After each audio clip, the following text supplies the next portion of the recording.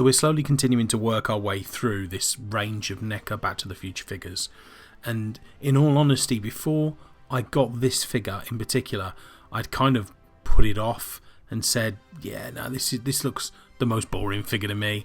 This is the one that I want the least. And yet, the more and more I looked at it, the more and more I really wanted it, especially with other figures that are in the range. I think this is an eminently posable figure. I think it can be put with a number of different figures already in the range, so it's actually quite versatile. I'm going to tell you exactly why I think it's a brilliant figure right now.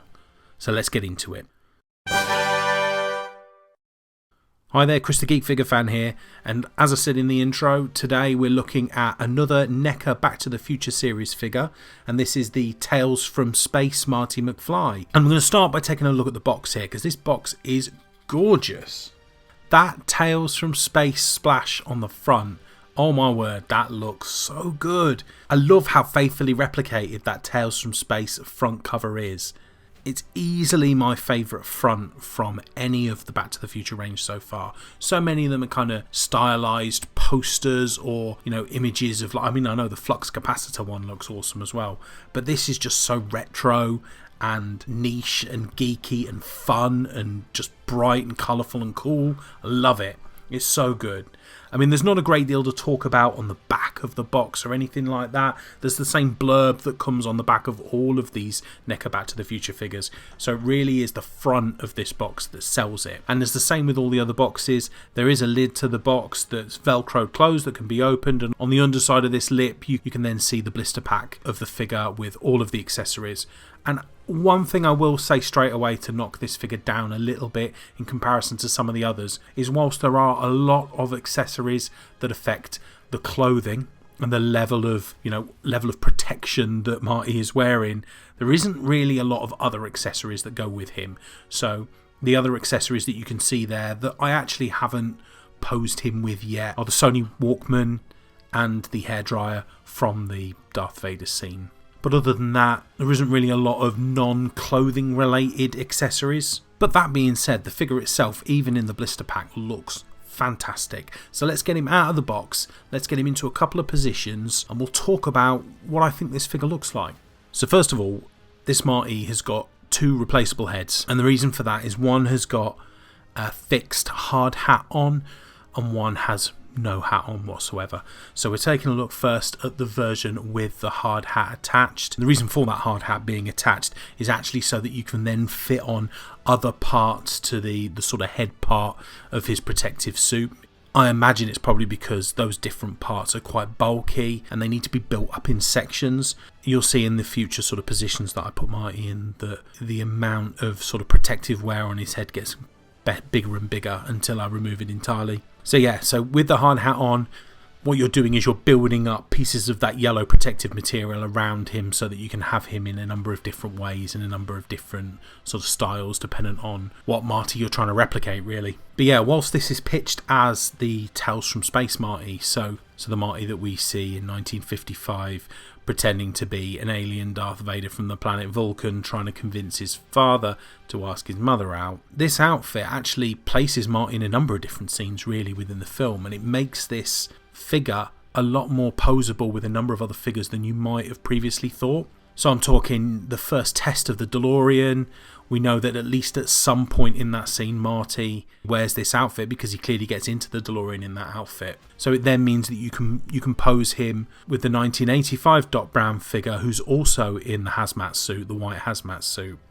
So that works quite well. And if you're posing him around a DeLorean, he's never going to look out of place in this clothing. Again, when he first arrives in 1955 and he crashes into the farm, he's also wearing this outfit there, and that's when the farm obviously think he's an alien. So there's a couple of different scenes that you can then utilise this suit with, which makes it more flexible than I probably first gave it credit for. But if we just talk about the quality of the figure itself, this yellow hazmat suit looks incredible. And I actually, when I went to the Back to the Future exhibit in London last year, I got to see this actual hazmat suit up close. So that was quite cool. You know, the creases and the lines on this fabric look phenomenal on this suit. And I particularly love the rubber PVC gloves that he's wearing as well. So these arms look fantastic with these gloves on, and the way that they've tried to capture that sort of rubber glove material just looks brilliant. And there's these great little sort of nuclear symbols that are printed on the gloves that look awesome as well. You know, the belt on him looks fantastic, and you know, all the way down to his Converse trainers, or his Nike trainers, I think, actually. What am I on about? His Nike trainers look amazing as well. You know, those sneakers really do look like they've come straight out of the movie.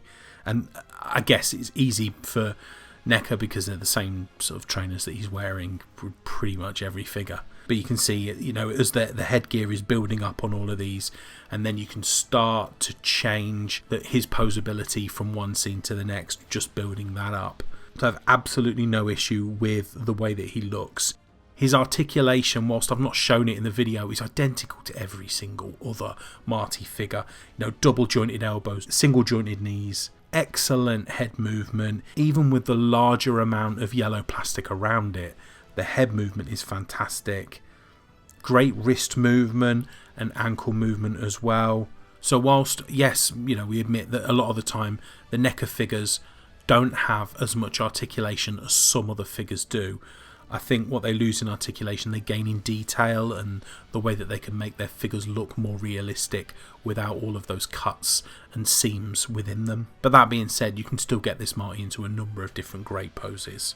I have to say, he looks fantastic when you've built up that full protective helmet around him. It's just so evocative of that scene from the movie.